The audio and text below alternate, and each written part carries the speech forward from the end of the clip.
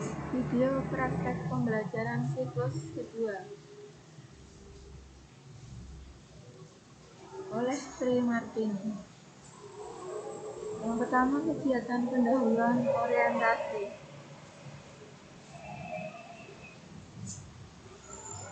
Kegiatan kedua, apersepsi. Kegiatan ketiga, motivasi. Peta konsep interaksi antar wilayah. Jadi yang dibahas di hari ini yang pengaruh kondisi wilayah terhadap perdagangan. Kalau pertemuan yang lalu ini pengertian ruang, interaksi, dampak positif dan negatif. Sekarang yang kita bahas ini pengaruh kondisi wilayah terhadap perdagangan. Ini dibagi menjadi 3 poin: pembagian wilayah Indonesia, yang kedua kegiatan perekonomian, yang ketiga pemanfaatan sumber daya alam. Oke. Untuk pembagian wilayah itu di Indonesia itu dibagi menjadi 2 gitu. Wilayah, ada yang tahu wilayah apa dan apa pembagian wilayahnya? Wilayah? Nih. Dataran tinggi. Wilayah ada 2, wilayah formal dan fungsional. Yang pembagian wilayah di sini untuk kegiatan perekonomian. Ini kegiatan yang dilakukan manusia untuk memenuhi kebutuhan itu ada 3. Apa saja? Kalau menghasilkan itu kegiatan apa namanya? Produksi. Produksi. Kalau yang kedua kegiatan menggunakan namanya? Menggunakan. Konsumsi. Konsumsi, kegiatan menggunakan. Terus yang ketiga itu kegiatan menyalurkan barang atau jasa namanya? Distribusi. Distribusi. Jadi yang kegiatan perekonomian itu ada 3, kegiatan produksi, konsumsi, dan distribusi. Yang ketiga itu pemanfaatan sumber daya alam. Sumber daya alam itu maksudnya tanah. Jadi di Indonesia itu bisa digunakan menjadi beberapa macam. Yang pertama adalah pertanian, kemudian perkebunan, peternakan, perikanan, pertambangan, dan kehutanan. Kalau yang saya ini tadi penjelasannya ini, kalau produksi itu kegiatan manusia untuk menghasilkan atau mengubah barang atau jasa yang bernilai ekonomi lebih tinggi. Yang kedua, kegiatan distribusi itu kegiatan untuk menyalurkan barang atau jasa dari produsen kepada konsumen.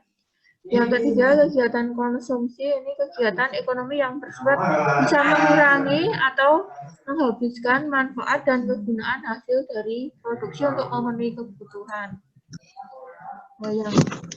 Ini kegiatan ekonomi ini produksi, konsumsi, dan distribusi. Kemudian berikutnya ini yang pemanfaatan sumber daya alam di Indonesia untuk aktivitas pertanian. Di Indonesia sendiri ini kan negara agraris ya, jadi sektor pertaniannya itu banyak sekali. Jadi mata pencarian yang dibagi petani itu banyak. Perkebunan ini juga banyak, aktivitas peternakan. Kalau pertanian contohnya apa? Sawah. Sawah. Ya, ada sawah. Ada hujan ya, sawah lahan basah, lahan kering. Itu kalau perkebunan misalnya yang di Sumatera itu misalnya apa? Sawit. Banyak ya, kelapa sawit itu banyak diekspor ke luar negeri. Kemudian peternakan. Sapi. Selain sapi. Kambing. Kambing. Apa lagi? Ayam. Ayam, kuda, banyak. Kemudian yang perikanan, ini bisa perikanan tambak, laut, bisa buatan, bisa memang dari alam. Kemudian pertambangan, kalau contoh pertambangan, misalnya pertambangan apa? Yang di Indonesia banyak sekali.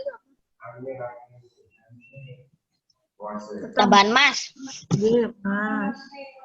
Ini contohnya ini pada gambar ini pertanian, ini pertanian sayuran, kemudian perkebunan itu sawit, peternakan sapi, perikanan, aktivitas pertanian, kehutanan ini untuk dampaknya sekarang, dampak positif dari perdagangan dengan hal perdagangan ini yang pertama meningkatnya perdagangan dan sistem dalam perdagangan suatu daerah sehingga meningkatnya ekonomi suatu daerah, kemudian terbentuknya kerjasama antar daerah melalui perdagangan. Yang ketiga, keuntungan itu semakin banyak diraih dengan adanya interaksi antar ruang. Yang keempat itu mobilitas sosial itu semakin upgrade dan mengikuti perkembangan zaman. Yang kelima ini kegiatan sosial selalu aktif dengan berkembangnya organisasi dalam masyarakat, kemudian kualitas sumber daya manusia semakin meningkat. Berikutnya membangun pribadi penduduk yang selalu berinteraksi. Itu yang dampak positif. Jadi dengan adanya interaksi wilayah itu selain ada dampak positifnya, ini ada dampak negatifnya. Ini ada 6 hal. Yang pertama, dampak negatifnya itu adanya ketergantungan suatu negara terhadap negara lain. Yang kedua, penggunaan teknologi tinggi dapat menimbulkan pengangguran. Sekarang banyak sekali teknologi itu bermunculan, sehingga untuk pabrik itu lebih memilih menggunakan teknologi daripada menggunakan sumber daya manusia. Ini bisa menyebabkan pengangguran. Yang ketiga, adanya kompetensi tenaga kerja ini dapat menciptakan pengangguran, ya hampir sama dengan nomor 2. Nomor 4, pasar dalam negeri itu cenderung dikuasai produk asing. Sekarang banyak ya produk-produk dari negara lain. Misalnya negara mana? Yang kalian banyak Cina. Ya, Cina banyak. Cina. Ya. Contohnya barangnya apa? Jam tangan. Ya, jam tangan. Selain jam tangan. Semua, Bu. Tentu. Sepatu. Kata. Ya, banyak ya produk-produk dari asing itu sekarang sudah menyebar ke seluruh Indonesia, dari produk makanan, kemudian alat-alat teknologi itu banyak sekali. Kemudian yang kelima itu perusahaan dalam negeri yang tidak mampu bersaing, ini akan mengalami kebangkrutan karena modalnya itu sudah kalah.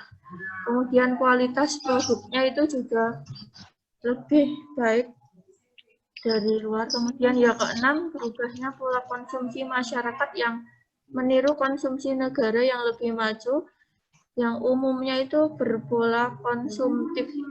Ada yang tahu konsumtif itu apa? Apa, Jen?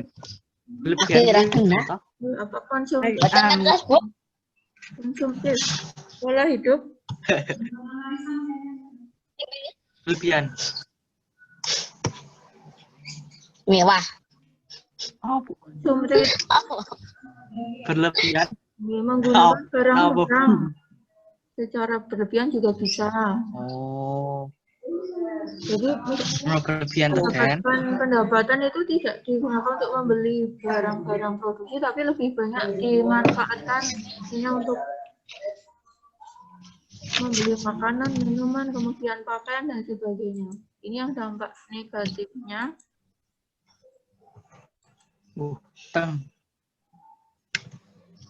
LKPD Sekarang mau interaksi antar wilayah terhadap perdagangan. Ini nanti kalian mengamati sumber ini, terus yang dikerjakan bawahnya ini. Tadi yang dikerjakan di kelompok. Nanti ditulis di buku tulis saja, terus dikirim ke grup WA nanti. Yang tempat mengerjakan itu yang tempat mengerjakan ini diabaikan saja, nanti kalian mengerjakannya di buku tulis ya. Buku tulis di foto terus dikirim ke WA group.